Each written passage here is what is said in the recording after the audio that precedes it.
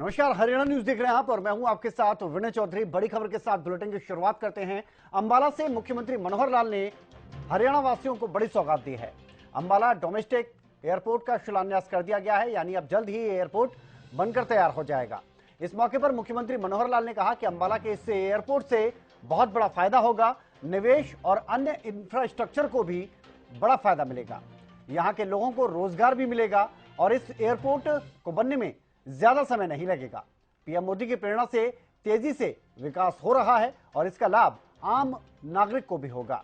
वहीं आपको बता दें, इस कार्यक्रम में हरियाणा के गृह मंत्री अनिल विज भी मौजूद रहे और अनिल विज ने भी जमकर तारीफ की हरियाणा सरकार के कार्यों की, अपनी सरकार की, और साथ ही आभार प्रकट किया है मुख्यमंत्री मनोहर लाल का।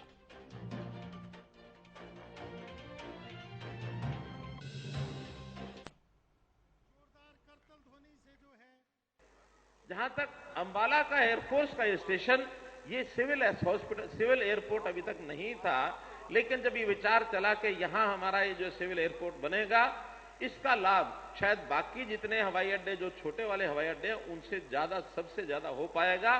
उसी में से जो विचार चला, ये ध्यान में आता है कि आखिर हमारी उड़ान स्कीम, ये उड़ान स्कीम कुछ वर्ष पहले शुरू हुई थी, जो सस्ती हवाई यात्रा, जिसको ठीक संज्ञा दी गई है कि हवाई चप्पल पहनने वाला व्यक्ति भी हवाई जहाज की यात्रा कर सके, ऐसी देश के अंदर प्रधानमंत्री जी ने स्कीम चलाई है।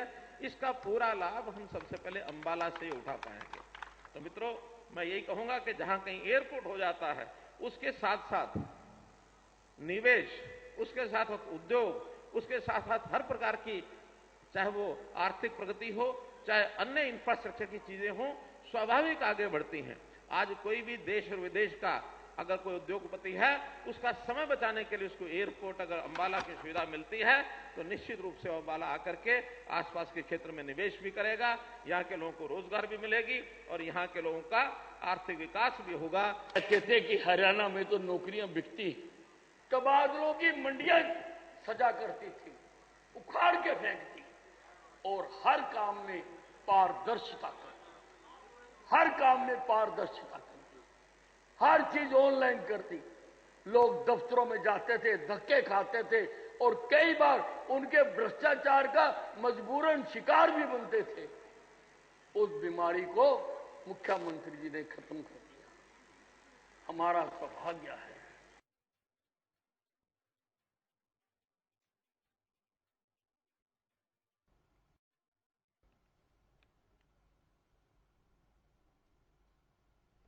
तो इससे पहले मुख्यमंत्री मनोहर लाल पंचकुला के बरवाला में थे, जहां पर मुख्यमंत्री मनोहर लाल ने जनसंवाद किया, लोगों की समस्याओं को सुना और साथ ही मुख्यमंत्री मनोहर लाल ने इस मौके पर कहा कि बरवाला में सीवरेज की जो व्यवस्था है उसको दुरुस्त किया जाएगा।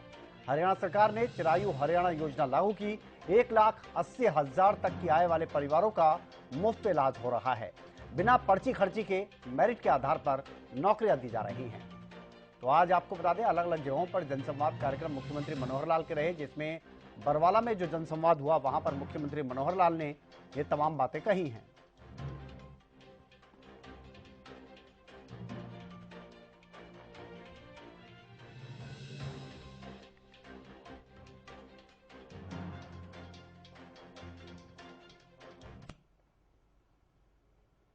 और महाराजा अग्रसेन की जयंती पर सीएम मनोहर लाल ने अग्रोहा में म्यूजियम बनाने का ऐलान किया है। साथ ही सीएम मनोहर लाल ने जानकारी दी कि अग्रोहा के ऐतिहासिक स्थानों पर खुदाई के लिए केंद्र सरकार की तरफ से मंजूरी मिल चुकी है, जिसके बाद अब हरियाणा सरकार अग्रोहा की आर्कियोलॉजिकल साइट की जो जीआरपी सर्वेक्षण है उसे भी करवाएगी। और हरियाणा में इसका ज्यादा से ज्यादा विकास हो, केंद्र सरकार ने कहा कि इसके लिए पैसे की कोई कमी नहीं रहेगी, वो उनको पैसा भी उपलब्ध कराएंगे, हरियाणा सरकार भी पैसा लगाएगी और इस अग्रोहा वाले स्थल का भी जो आगे खुदाई का काम होगा, विकास होगा, तो एक ज्वाइंट एमओयू हम करेंगे आर्कियोलॉजिकल सर्वे ऑफ इंडिया के साथ। हरियाणा सरकार मिलकर काम करेगी। पहले उसमें जीपीआर सर्वेक्षण होगा और जीपीआर सर्वेक्षण हमने अपने जिम्मे लिया है, क्योंकि खुदाई से पहले जीपीआर सर्वेक्षण करना बहुत जरूरी होता है, कि क्योंकि बहुत महत्वपूर्ण स्थान है। कि ऐसा ना कि खुदाई करते समय कुछ चीजें उसमें खराब भी हो सकते हैं या उसमें टूट फूट सकती हैं, तो जीपीआर संरक्षण के बाद उस लोकेशन का पूरा अंदर भूगर्भ के अंदर पता लग जाएगा कहाँ क्या चीज़ है, कहाँ नगर बसा है, कहाँ कोई विशेष चीज़ उस समय की कोई अस्तित्व में जो थी आज जो दबी हुई है। तो ऐसा सब हम करेंगे। विरासत स्थल के रूप में इसकी एक स्थापना की शुरुआत जो हम करने वाले हैं। वहाँ एक म्यूजियम भी बनाएंगे, म्यूजियम कम इंटरसेप्शन सेंटर, जिस पर बहुत लोग जाकर के उसका अध्ययन भी कर सकेंगे। मानवता, मानव जाति का जो एक क्रम है विकास का, कब शुरू हुआ, कहाँ शुरू हुआ, किस इलाके में, किस जगह पर इसके प्राचीन जो ऐसे मिलते हैं अवशेष, तो उसके लिए स्टडी के नाते, पढ़ाई के नाते भी बहुत से लोग और इसमें चलते हैं। बहुत लोगों ने कहा था पिछले 5 वर्ष पहले जब मैं मुख्यमंत्री था कि कोई आदमी अगर बिलासपुर कपालमोचन चला जाएगा तो अगली बार मुख्यमंत्री नहीं बनेगा। मैं वहाँ गया, बहुत लोग कहते थे कि मधुबन में अगर हेलीकॉप्टर उतरेगा तो अगली बार मुख्यमंत्री नहीं बनेंगे। मैं वहाँ 2 बार गया। तो ये जो रूढ़िवादिता है, इससे दूर हट करके ही काम करना है। इतिहास के अपने पन्ने हैं, उन इतिहास के पन्नों में कोई डिनाई नहीं कर सकता कि महाराजा अग्रसेन की राजधानी नहीं थी, वो महाराजा अग्रसेन की राजधानी थी। और आज भी जैसे टीले वहाँ हैं, उन टीलों में जब खुदाई पीछे हुई तो उसमें सिक्के मिले थे और उन सिक्कों के ऊपर बहुत कुछ लिखा हुआ। और एक बड़ी खबर सामने आई अटेली से, जहां पर भूपेंद्र सिंह हुड्डा की तरफ से अभी 4 डिप्टी सीएम वाला बयान दिया गया था, उस पर अब कांग्रेस की फायरब्रांड नेता किरण चौधरी की तरफ से प्रतिक्रिया सामने आई है। किरण चौधरी ने कहा कि कांग्रेस कभी भी जात पात की राजनीति नहीं करती है। भूपेंद्र सिंह हुड्डा के बयान को किरण चौधरी ने दुर्भाग्यपूर्ण बताया है। उन्होंने कहा कि जो सक्षम होगा उसे ही सीएम और डेप्यूटी सीएम बनाया जाएगा, यह हाईकमान का काम है, वो केवल डेप्यूटी सीएम की ही बात क्यों करते हैं, ये बात किरण चौधरी ने कही है। उन्होंने कहा कि मुख्यमंत्री क्यों नहीं बन सकती कोई दूसरी जाति की। सच्चाई ये है कि कांग्रेस पार्टी ने कभी भी जात पात की राजनीति करी ही नहीं, और जो है ये हमारा जो है नीति ही नहीं है, और हमारी जो शीर्ष नेतृत्व है इसके कभी भी हक में नहीं है। जो इस तरह की जो बातें कही जाती हैं, मैं समझती हूँ ये बहुत दुर्भाग्यपूर्ण बात है। और डेप्यूटी की बात ही क्यों करते हैं? मैंने तो कल बयान दिया है कि भाई डेप्यूटी, पहले कहा कि ब्राह्मण डेप्यूटी बनेगा, अब कह रहे हैं डेप्यूटी कोई और दूसरी जातें बनेंगी। तो भाई मुख्यमंत्री क्यों नहीं बन सकती दूसरी जातें? हाँ, कोई एक के लिए तो रिजर्व नहीं है ना। तो ये ऐसी बातें करना मैं समझती हूँ ये जो है अच्छी बात है। इधर हरियाणा बीजेपी की अगर बात की जाए तो हरियाणा बीजेपी के नेताओं की तरफ से लगातार भूपेंद्र सिंह हुड्डा को घेरा जा रहा है। गुरुग्राम में हरियाणा न्यूज पर बीजेपी प्रदेश अध्यक्ष ओम प्रकाश धनखड़ ने भूपेंद्र सिंह हुड्डा के 4 डेप्यूटी सीएम वाले बयान पर तंज कसा है। उन्होंने कहा कि टैक्सी है नहीं, सवारियां बुक करते घूम रहे हैं भूपेंद्र सिंह हुड्डा। इसके अलावा आम आदमी पार्टी पर भी एसवाईएल को लेकर उन्होंने निशाना साधा। ओम प्रकाश धनखड़ का कहना है कि आम आदमी पार्टी एसवाईएल का पानी देने से साफ मना करती है और आम आदमी पार्टी को हरियाणा वासी वोट नहीं देंगे। कानून से ऊपर कुछ नहीं बनना चाहिए और दोनों राज्यों को इस एसवाईएल नहर से फायदा होगा। सुना देते हैं आपको क्या कुछ कहा बीजेपी प्रदेश अध्यक्ष ओम प्रकाश धनखड़। 2024 के मिशन को लेकर है और जैसे जैसे अब चुनाव नजदीक आ रहे हैं वैसे वैसे पार्टी में अब ज्वाइनिंग भी लगातार हो रही है।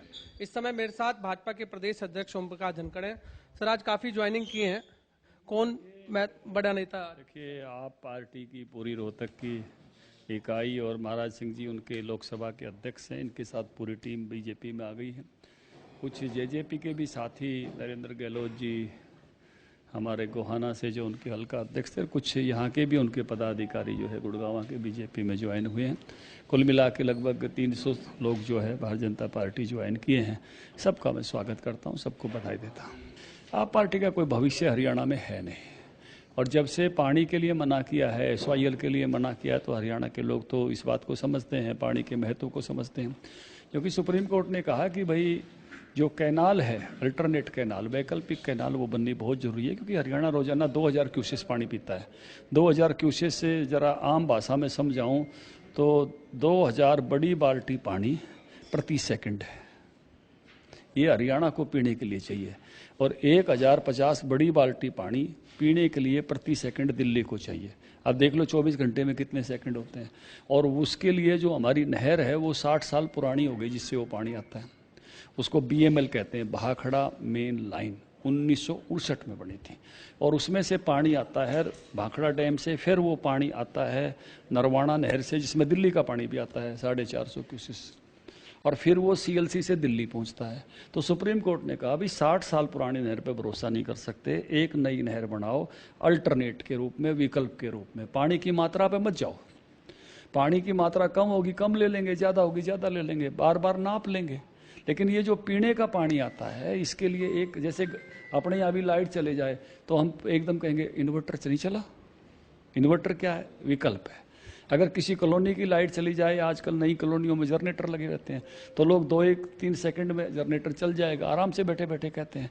तो अगर ये नहर में कोई दिक्कत होती है तो इन दोनों राज्यों के पीने का पानी का संकट खड़ा हो जाएगा, पशुओं के पीने का पानी का संकट खड़ा हो जाएगा। और सर्वोच्च न्यायालय ने कहा इसलिए नहर बनाओ। पानी तो अभी खुद मान साहब कह रहे थे बाढ़ आई जब हुण ले लो, तो इसका मतलब किसी न किसी मौके पर तो फालतू होता है। लेकिन इसलिए सुप्रीम कोर्ट का ये जो कहना है ये बिल्कुल साफ कहना है कि कोई कानून से ऊपर नहीं है और अब ये नहर बननी चाहिए। तो इसकी जब से भगवंत मान और केजरीवाल जी ने ना की है उसके बाद हरियाणा में कोई इन लोगों को पसंद नहीं करता। अब मुझे नहीं लगता कि कोई आदमी यहाँ ठहर पाएगा जो मेरे हवा का नहीं, मेरे पानी का नहीं, वो मेरा कैसे हो सकता है। सबसे पहली जरूरत होती है हवा की, दूसरी जरूरत पानी की होती है, तीसरी खाने पीने की होती है, रोटी कपड़ा मकान, ये सब चीज़ें तो आदमी की निहायत सांसें निहायत जरूरतों में से। तो जो पानी का, हाँ, तो इसलिए पानी का नहीं तो हमारा कैसे हो। सुप्रीम के सीएम बनाने को लेकर आजकल राजनीतिक गलियारों में बहुत चर्चा चल रही है। एक बयान अभी आया है सर भूपेंद्र सिंह हुड्डा का। पहले कह रहे थे वो 4 डिप्टी सीएम बनाएंगे, एक दलित होगा, एक सामान्य वर्ग से होगा, एक ओबीसी होगा। लेकिन अब एक और बयान आया है, उन्होंने कहा है कि एक महिला डिप्टी सीएम भी होगी। साथ में उन्होंने ये भी जोड़ दिया है कि यदि जाट सीएम नहीं बना तो डिप्टी सीएम भी जाट को बना सकते हैं। भूपेंद्र हुड्डा, मुझे मालूम नहीं, उनकी पार्टी के अध्यक्ष ने कहा है उदय भान जी ने कि ऐसा कहने की उनकी कोई हैसियत नहीं है। ये मेरा बयान नहीं है, ये उदय भान का बयान है। उन्होंने कहा CWC तय करती है। मैं तो केवल इसको ऐसे ही देख रहा हूँ, टैक्सी है नहीं और सवारियां बुक करते फिर रहे हैं। बहुत बहुत धन्यवाद। आपने सुना भाजपा के प्रदेश अध्यक्ष ओम प्रकाश धनखड़, जिनका कहना है कि जो भूपेंद्र सिंह हुड्डा जो 4 डिप्टी सीएम बनाने की बात कर रहे हैं वो केवल ख्याली पुलाव है। कैमरामैन। तो गुरुग्राम ही नहीं, इससे पहले पड़थला में बीजेपी पन्ना प्रमुख सम्मेलन में पहुंचे बीजेपी प्रदेश अध्यक्ष ओम प्रकाश धनखड़ ने हुड्डा के 4 डेप्यूटी सीएम वाले बयान पर चुटकी ली और यहां पर भी अपने बयान को दोहराया।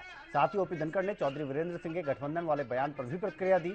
आपको बता दें कि ओम प्रकाश धनखड़ की अगर बात की जाए तो पड़थला के पन्ना प्रमुख सम्मेलन में शिरकत करने के लिए पहुंचे, जहां उन्होंने कार्यकर्ताओं की त्रिवेणी के दम पर 24 में देश और प्रदेश में जीत का दावा किया है कि हमारा इतना बड़ा कैडर और इस लेवल का कैडर है, पहली बार हम हरियाणा में खड़ा करने में सफल हुए हैं। पहले हम थे बूथ की समिति तक थे, लेकिन पन्ना तक हम पहली बार पहुंचे हैं। और एक केवल हमने पोर्टल पर नाम चढ़ाए इतना नहीं किया, हमने सभी को बुलाकर पन्ना प्रमुख सम्मेलन किया।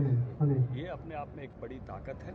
और तीसरा संगठनात्मक शक्ति इस त्रिवेणी के भरोसे मिशन 2024 में पुनः हम जो है केंद्र की सरकार भी बनाएंगे और हरियाणा की सरकार भी बनाएंगे। कोई भी मांग है तो निश्चित रूप से बात सुनी जाती है और आगे बढ़ाई जाती है। पहले भी इस रोड पर भी एक विषय था, गडकरी साहब के पास हमने भेजे थे।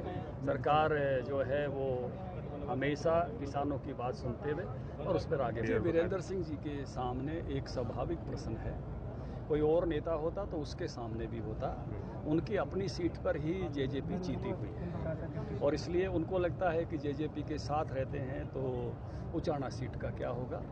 जेजेपी के साथ अभी हमारा अगले चुनाव का गठबंधन तय नहीं हुआ है। जेजेपी के साथ सरकार चलाने का गठबंधन है, उसका जब निर्णय होगा तो निश्चित रूप से हम आपके साथ भी साझा करेंगे, क्योंकि वो सब अभी सवाल भविष्य का है। सब हुड्डा सिंह के पास टैक्सी तो है नहीं, सवारियों का सौदा कर रहे हैं। मुद्दा ये है ना, वो खुद बनेंगे क्या नहीं बनेंगे, तो इसलिए सवाल इस बात पर है, सवाल उनके उस सामर्थ्य पर है। उप मुख्यमंत्री बनने तो हमारे यहाँ भी उप मुख्यमंत्री है, वो दिक्कत नहीं है। उप मुख्यमंत्री पद में दिक्कत नहीं है, लेकिन आप जो देने का वादा कर रहे हो, क्या आप देने के सामर्थ्य में हो। जैसा बात लड़नी पड़ी तो जैसे एक एक को निपटाया, तो शेख सादी का एक शेर है, जिंदगी के रास्ते में मेरे सिर से जितने पत्थर टकराए तो एक एक को पछाड़ा, तो मेरे अपने फेंके हुए थे, तो जो बीज बोए हैं। वहीं अटेली में कांग्रेस के नेता किरण चौधरी ने एक बार फिर से हरियाणा सरकार पर निशाना साधा है। कांग्रेस नेता किरण चौधरी ने हरियाणा सरकार को पूरी तरह से विफल करार दिया है। उन्होंने कहा कि पिछले 10 साल केवल झूठ और जुमले का कार्यकाल रहा। हर वर्ग परेशान है मौजूदा सरकार से और हरियाणा की सरकार में गरीब जनता का बुरा हाल है। तो ये बात किरण चौधरी की तरफ से कही गई है।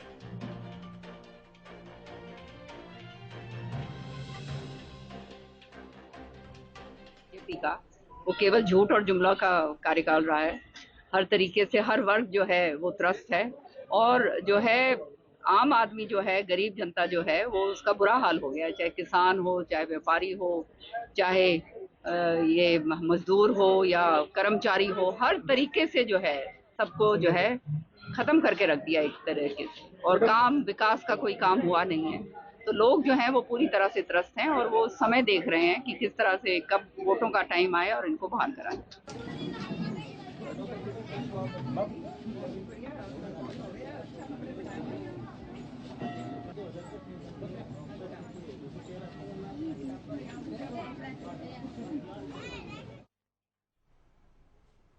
और आज की बड़ी खबर यह भी रही है कि हरियाणा के पब और बार में फ्लेवर्ड जो हुक्का है उसको बैन कर दिया गया है। तो सीएम की घोषणा के बाद गृह विभाग ने, आपको बता दें, ये आदेश जारी किए हैं और पब बार में फ्लेवर्ड हुक्का मिलने पर कार्रवाई की जाएगी। ट्रेडिशनल हुक्के पर किसी भी तरह की कोई रोक नहीं है। आपको बता दें कि मुख्यमंत्री मनोहर लाल ने बीते दिनों ही करनाल में फ्लेवर्ड हुक्का बैन करने की घोषणा कर दी थी।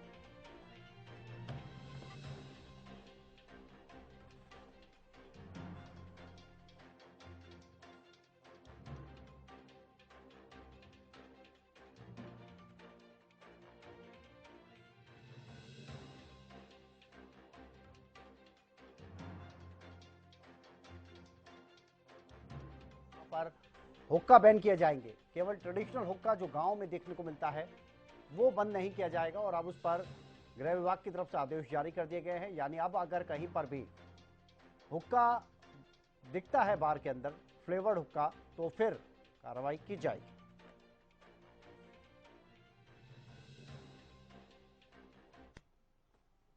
और दिल्ली एनसीआर में एक बार फिर से भूकंप के झटके महसूस किए गए। आपको बता दें कि चाहे फरीदाबाद की बात करें, आप गुरुग्राम की बात करें और खासतौर पर दिल्ली की बात करें, यहां पर भूकंप के झटके महसूस किए गए। एक महीने में दूसरी बार दिल्ली एनसीआर में धरती फिर से कांपी है। गुरुग्राम में भी कुछ सेकंड के लिए ये भूकंप के झटके महसूस किए गए थे। और फरीदाबाद की अगर बात की जाए तो फरीदाबाद में भूकंप की जो तीव्रता रही है वो 3.1 रही है। और चाहे वो नोएडा की आप बात करें, दिल्ली की बात करें और गुरुग्राम की बात करें, तो इन सभी जगहों पर ये जो तीव्रता थी वो 3.1 से लेकर 3.5 के बीच ही रही।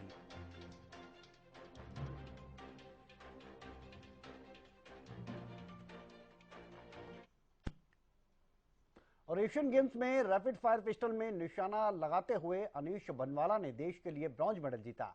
इस जीत के साथ अपने पैतृक गांव कासंडी में पहुंचने पर इनका जोरदार स्वागत किया गया। ग्रामीणों ने खिलाड़ी के स्वागत में ट्रैक्टरों का काफिला निकाला। गांव के बुजुर्गों की तरफ से कहा गया कि ऐसे होनहार बच्चों की अगर बात करें तो उनसे युवाओं को भी सबक लेना चाहिए। अभी देश के लिए मेडल लेके आते हैं, लेकिन सबसे ज्यादा खुशी अपने गांव गोहांड के जो लोग हैं, अपने गोहाना से सोनीपत से सब लोग आए, सब स्वागत कर रहे हैं। बहुत ही खुशी की बात है, बहुत अच्छा लग रहा है। मेरे परिवार का और मेरी फैमिली जितने भी लोग हैं, गांव के लोग हैं, जिनका आशीर्वाद बना हुआ है, उसी वजह से मैं अभी पिछले 5-6 साल से देश के लिए मेडल्स जीत रहा हूँ। और आने वाले ओलंपिक्स पेरिस की मैं तैयारी कर रहा हूँ, उसमें भी देश के लिए मेडल लेके आऊँ।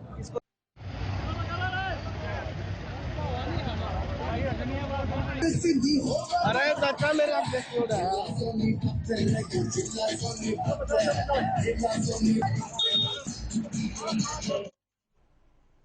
चलिए, इसी के साथ फिलहाल इस बुलेटिन में इतना ही। आगे देखिए 5 मिनट में 25 बड़ी खबरें।